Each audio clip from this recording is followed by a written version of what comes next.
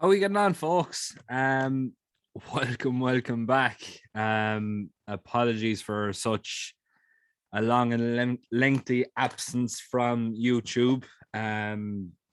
Just the simple fact is I've been living away from home and just haven't been able to, I suppose, get on here as much as I'd have liked to. Different things with college and other things like that.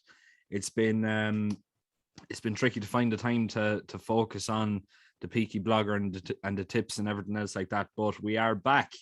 Um, we're back for a few weeks anyway. I'm off college now for another 2 weeks, so we're going to try and get as much as we possibly can done in that little short space of time. Um, Obviously, I want to wish you all a very, very happy Christmas. To those who have continued to stay on the subscribers list, I want to thank you all very, very much. Hopefully, your persistence is going to be well rewarded now over the next couple of days. Obviously, look at Boxing Day, Stephen's Day, whatever you want to call it. It is a day of some serious racing, and I have focused on as much as I possibly can the races that are going to try and make you as much money as possible. Obviously, we are going to be covering Leopardstown first. In my opinion, that is the day of the best racing on the card. It does hold the patron tip, so we will be missing that one out. But I've Limerick and Down Royal covered here as well. I'll flitter through those throughout the rest of the night and upload each video individually to save a big long block of just pure, I suppose you could say, withering shite. Anyway, first race off, Leopardstown, 12 o'clock. Willie Mullins has a very, very strong hand in this. Obviously, look at Stateman and Hercule de Soil, both coming over from France. Very, very hard to really put a nail down as to how good these are going to be. My opinion, they are both very, very short for what's essentially an unknown quantity. 2 seconds in what real company? Like, French racing isn't necessarily the strongest form on the card possible. I personally think it's more worth your while looking down at the likes of the 10 to 1s, 11 to 1s. But for me, there's one in here for the Clearys. Harry Cleary claiming £7. Michael Cleary obviously training. Figurehead is a horse I have been very, very impressed with over the last season or two. Very, very consistent. When you look at the form, obviously look at from, say, around the 3rd of July this year, 3rd of 9, 9 to 14, 4th of 12, 3rd of 19, 2nd of 16, 2nd of 20. So that obviously does show some huge improvement in this particular horse without necessarily winning. Is it going to win here? More than likely not. Willie Mullins will have the two horses well schooled, but does it mean that they are of any way of value? I don't think they are, to be quite honest with you. I think personally, Figurehead at 14 to 1, obviously look at the consistency and everything else like that. You have to seriously consider at an each way play, 14 to 1 is massively overpriced, and it should definitely run on for third at least, if not put in a very, very good effort and put experience to the test and run out a fairly nice winner. But look, at that's less likely. More likely we are going to be aiming for a third place here. 12:35. Look, at I could go through this in as much detail as I possibly can, but let's be honest here. Sir Gerhard looks to be the one that's going to be taking this. I definitely think, listening to a few people that have worked among the Willie Mullins yard, that it is a very, very nice horse to jump and very, very quick over the hurdles. I definitely think this one here is going to run out a very, very impressive winner, and definitely looks like it's going to be one for, I don't know, say something along the lines of a Supreme or something along something like that in time to come. But definitely look at 4-9. It's a bit short. Potentially, it could be a nice little double, treble, fourfold, whatever kind of horse to, I suppose, what's the word I'm looking for? Accumulate the odds in terms of an overall bet. But look at 4-9. It's a sharp price. It's not necessarily the strongest of field. He should be running out a very, very easy winner. 110. You're going to crucify me, lads. Field Or looks to be the one they all have to beat. Obviously, look at coming in here against Lunar Power again was a length and a quarter up ahead of him there the last time. I think he is going to improve an awful lot more with experience, and I definitely think he is a horse and a star for the future. 4-6. It's short, but it's not overly short, if that makes sense. It's not like a 1-3 or a 1-4 or 1-5, which we have seen sometimes over the past. But I definitely would be thinking this horse is going to be a very, very hard horse to beat. And look at, double it up with Sir Gerhard, double it up with a horse I'm going to mention now in a few moments' time as well. It's not necessarily the worst price for an odds-on horse, and I definitely think this one here is going to run out a very, very nice winner and should really justify odds-on favoritism. Next race off, then the 145, massively open handicap hurdle. Just need to check it is a handicap hurdle now. I'm just looking it up. Yeah, handicap hurdle over 2 miles. Look, it's going to be one of those races where we need an awful lot of luck and running. I generally find these handicap hurdles, you need a fairly good horse in fairly decent form. And in my opinion, Lucky Tenor is exactly that at 20-1 for Peter Fahey and Kevin Sexton. Look at, it's a horse that blows hot and cold. There's absolutely no doubt about it. It was extremely consistent at the early start of its career.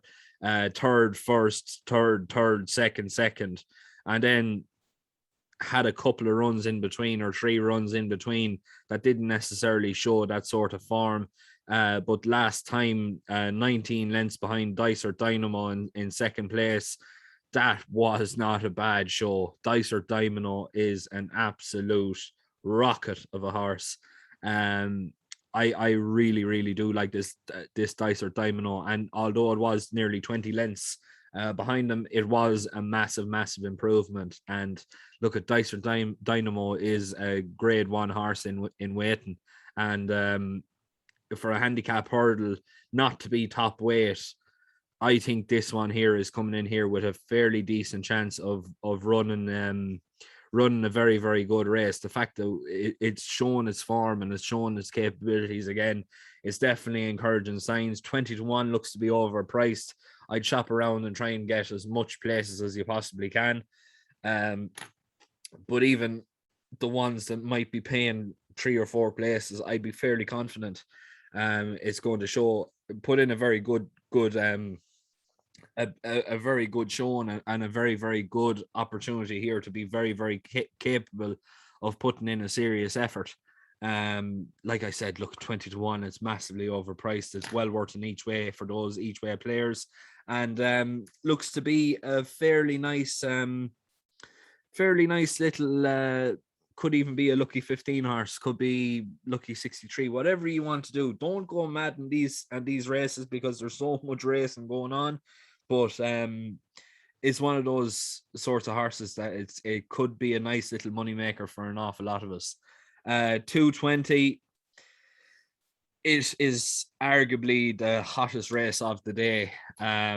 Obviously, look at Fernie Hollow and Riviere de Tel. Both of them are very, very capable horses. Obviously, Course Sublime as well in there at 11-1 is a very good horse as well. But in my opinion, the one they all have to beat is Riviere de Tel at 6-4. I can honestly say this one here is going to be the nap of the day for me.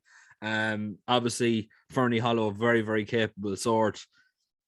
Its best form rates in or around 154. Generally in and around 154. Even say the last run put in a fairly decent run performance altogether, beating Core Sublime and the Devil's Coachman. But for me, look at Riviere de Tel has it all. 3 wins on the bounce over Chasing Fences last time.